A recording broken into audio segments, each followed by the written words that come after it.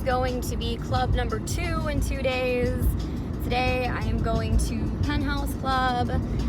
I wanted to say that there's a lot of girls that I know are afraid to try new clubs. I do not know why. Like, I understand the nervousness that comes from trying something new, and I want to make a suggestion to help get you over that, because a lot of girls are working at clubs that they just should not be working at. So my suggestion is, if you are working at a club that you probably shouldn't be working at, to try a new club. And if you want to get over the fear of trying new clubs, go try a bunch of clubs, because after you go to enough, you're gonna quit caring. I mean, I've been on a really long road trip and I've gone to quite a few new clubs lately, like consistently, and there will just come a point that you just do not care anymore. It's just another experience. You're gonna go do the exact same thing that you did at the last club. It's the exact same stuff. And yes, all the rules and stuff, not all, but a lot of rules and stuff are different. Management is different. The girls are different. The clientele is different. But in a lot of cases, it's better.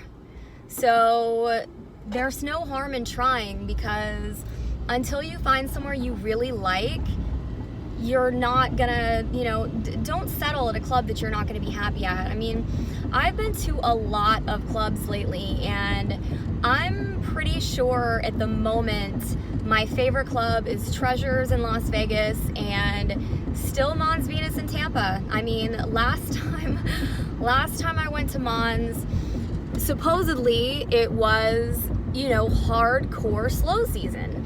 And I only went 2 days in a row, and I made $600 each day, easily. So, and that was probably in a 6-hour shift. I've always said that if you're making $100 an hour, in my opinion, you're doing well. I think $100 an hour is a good average. If you're not quite pulling in $100 an hour, try harder. If you're easily making $100 an hour, try harder. There's no point in letting yourself get stagnant and just letting things, like, you're gonna go through the process, the mental preparation, first of all, to go. You're gonna go through the physical preparation of putting on all your makeup and all that stuff. Like, make your time that you're there worth it, because why not? If you're gonna be there and make it happen. And if you are there and you're just at the point that you're like, I'm really done, like, I really don't want to be here, and you can't snap yourself out of it, get out of there. Go home, come back the next day when you're fresh again.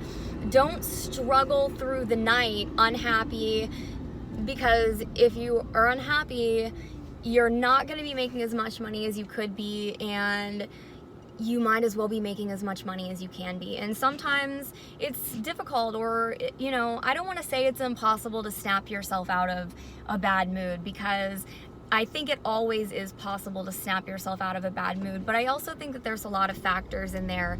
I mean, your energy, if you have done a bunch of stuff that day and you're just exhausted, and, sometimes there is no remedy for exhaustion other than a nap. So if you can take a 20-minute nap, I mean, when I was at Mons the first day I was there, by like 3 o'clock or something like that, I was exhausted, but I didn't want to leave, because that last hour for me, typically, I don't know, at clubs, I find the last hour to be a real money hour at most clubs. And in the most part, maybe because most of the other girls have given up, maybe because the customers are intoxicated and they're not ready to leave, and now they realize it's the end of the night, like, I still have money in my pocket and I really want to go home with something to remember, so they could end up staying with you for a long time. Damn, I forgot my water. Fuck. So that's what I want to say. Like, if you're going to be at work, make it happen. Don't be thinking about your real life while you're at work. And when you're at home and for sure you're going to take the day off, don't be thinking about work. Let yourself really detach and relax, because that decompression, that relaxation is essential to recharging and to going back again. So be at work while you're at work, and if you have a fear of trying new clubs, put aside a week and be like, I'm gonna go try every single club in my city this week. I'm gonna go try every single club within 30 minutes to an hour from me, and get over that fear and anxiety of trying new places, because, you know, in my experience, going to try new places has never been anything but good, because like I said, you know, your management, even if you have one manager that you don't like, they can make you pretty unhappy at work, and that's super not worth it. You know, in some cases you can remedy your situation with your manager. I'll give you an example. I think I might have given this example before. I had a manager when I worked in Clearwater that I hated.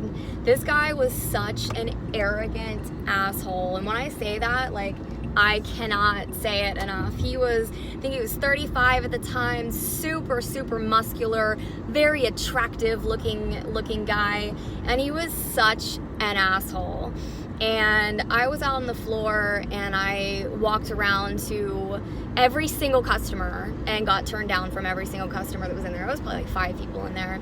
So I went in the dressing room and started reading, and he comes in the back, sees me back there, gives me this glare. I, you know, looked at him for like a millisecond and I was like, whatever. He leaves, and then I see him call the house mom over to him. So the house mom comes back out and she goes, Chris says that you need to be on the floor. And I was like, I've already been on the floor and I talked to everybody out there and everybody said no. So I'm not going back on the floor. And he was so angry at me for that, because I should be out talking to customers. I don't know if I actually said this to him or if I said it to the house mom, but I said it to one of them. Like, either tell him or you get on the floor half naked and talk to a bunch of guys that have just turned you down, and then tell me if you want to go talk to those people. Like, no thanks. If you want to go for it, go ahead and do that yourself. Like, I'm fucking good. So he really didn't like me after that, and like for a while, and things were very, very annoying between me and him for I don't know how long, maybe like a month or something. I'm really not sure how long that went on for.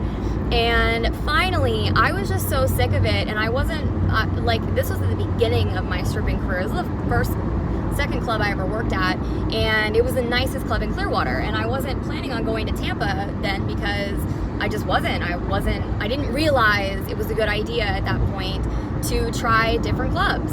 So, you know, I was semi-comfortable there and everything, so I wanted to squash the issue with him. And even though I couldn't stand him, I went up to him and I said, hey Chris, I said, I'm really sorry that I upset you that day, you know, blah, blah, blah. Like, you know, whatever, just whatever I said to make him feel better about us, our whatever relationship it was. And he gave me a hug. He gave me a hug and was super nice to me from then on. Don't get me wrong, I still did not like him, but I did not act like I didn't like him, and I just avoided him when possible, and everything with him was fine. So if you can squash a problem with someone that you have at work, even if you don't like them, squash it. Like, just squash it. Let them be the better person or the whatever, just to get rid of that annoying little issue in your life. I promise, at least in my experience, it's worth it. Like, don't let your ego get in the way of your happiness, I guess is what I want to say. So anyway, I'm almost to Penthouse, and yeah, that's all I wanted to say for now. I hope that you're having a wonderful evening. I love you very much. I will talk to you soon. Ciao.